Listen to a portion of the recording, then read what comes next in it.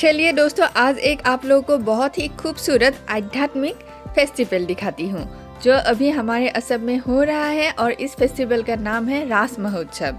हर साल हमारे असम में यहाँ कार्तिक पूर्णिमा से स्टार्ट होके कहीं कहीं में 10 डेज तक, कहीं कहीं में 15 डेज तक ये रास महोत्सव होता है। मतलब पूर्णिमा से स्टार्ट होता है और अमावस्या से पहले ही ये रास महोत्सव खत्म हो जाता है।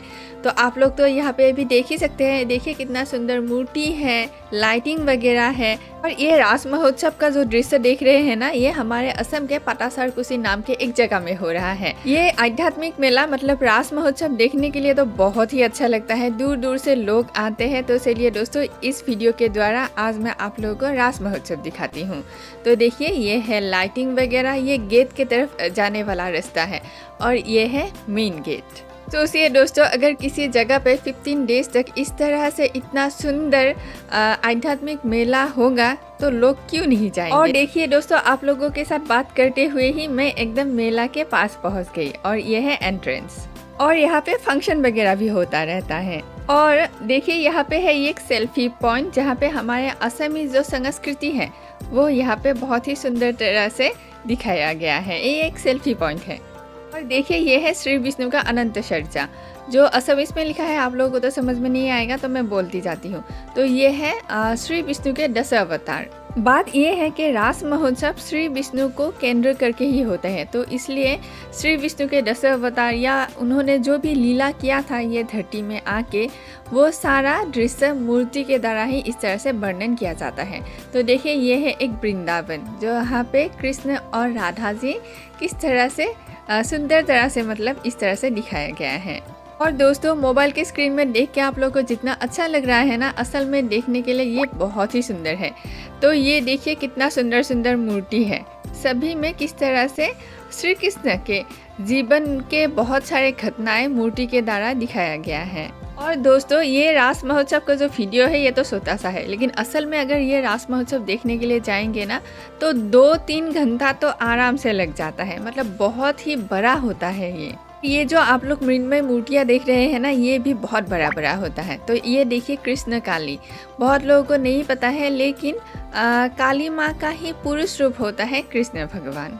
रास महोत्सव में ज़्यादातर मूर्तियाँ विष्णु जी के 10 अवतार या उनके लीला के ऊपर ही होता है, लेकिन साथ ही में अन्य भगवान के मूर्तियाँ भी होते हैं। तो देखिए कितना सुंदर लाइटिंग है और बैकग्राउंड में बहुत अच्छा आध्यात्मिक सॉन्ग्स भी प्ले हो रहे थे, लेकिन कॉपीराइट क्लेम लग जाता है, इसलिए मैंने वो म्यूट कर दिया। और ये है मैं और मेरे हस्बैंड जी।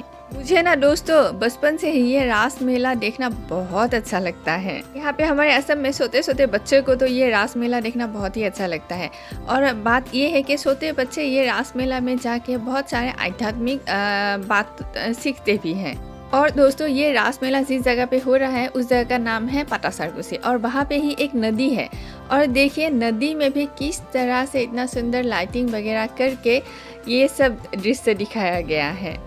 और इस रिवर का नाम कालिया है। बारिशों के दिनों में तो यहाँ पे बहुत ज़्यादा पानी होता है, लेकिन अभी तो असम में ठंड है ना, बारिश होता नहीं है, तो नदी में पानी कम है, इसलिए ये सब भी दृश्य दिखाया गया है। और रास में अगर इस तरह से पानी का कोई सोर्स हो साथ ही में जिस प्लेस में रास हो रहा है, तब तो मतलब ये रास देखने का मज़ा और भी अच्छा हो जाता है।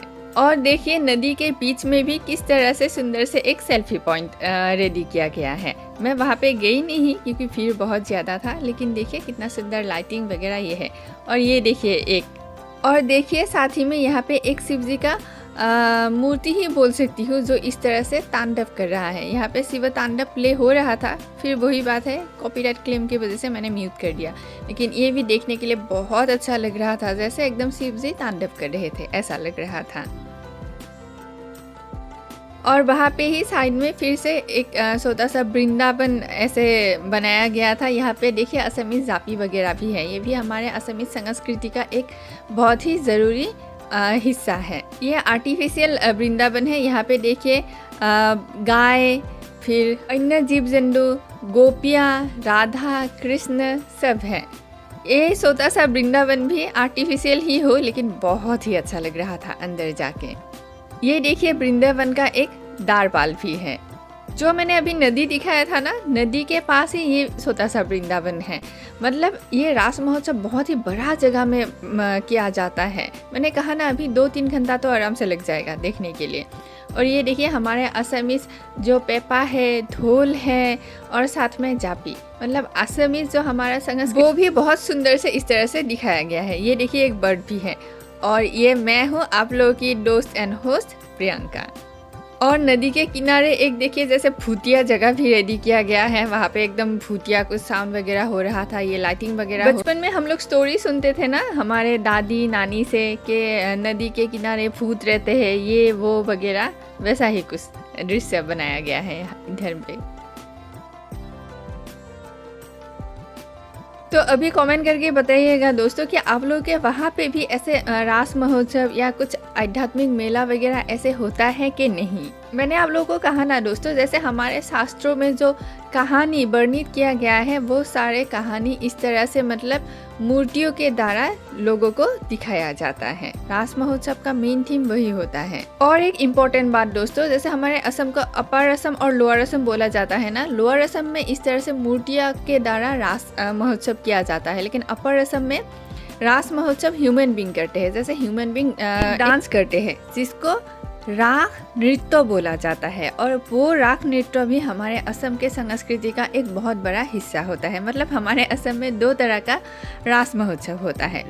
और दोस्तों ये सारा मूर्तियाँ देख के आप लोगों को तो पता ही चल ही गया होगा ये कौन से भगवान का है। असमीज में नाम लिखा हुआ है लेकिन आप लोगों को तो ऐसे समझ में नहीं आएगा। फिर भी जितना हो सके मेरे द्वारा इस वीडियो में मैंने आपको लोअर असम का मूर्ति राग दिखाया है। और यहाँ पे एक स्टेज भी होता है जहाँ पे कल्चरल कुछ प्रोग्राम वगैरह भी होता रहता है। और यहाँ बाहर में फिर से देखिए और एक छोटा सा वृंदावन, ये भी देखने के लिए बहुत ही अच्छा लग रहा था। और दोस्तों ये देखिए एक असमीज गांव दिखने के लिए होता कैसा है असल में, एक सुंदर सा असमीज गांव का दृश्य भी दिखाया गया है।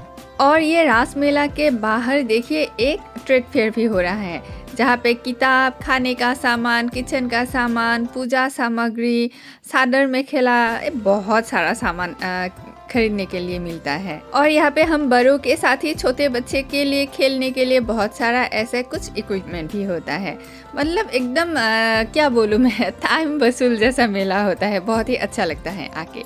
तो अभी कमेंट कीजिएगा दोस्तों आप लोगों को ये रास मेला देख के कैसा लगा। कभी आप लोगों ने ये देखा है क्या? नहीं देखा है तो नेक्स्ट ईयर असम में ज़रूर आइएगा, बहुत अच्छा लगेगा। क्योंकि इस बार तो ये 29 नवंबर को ख़त्म ही हो गया है। तो वीडियो देख के कैसा लगा दोस्तों कमेंट में ज़रूर बताइएगा। तो ठीक है दोस्तों, मेरे ही कोई दूसरे वीडियो में आप लोगों से जल्द ही मिलती हूँ।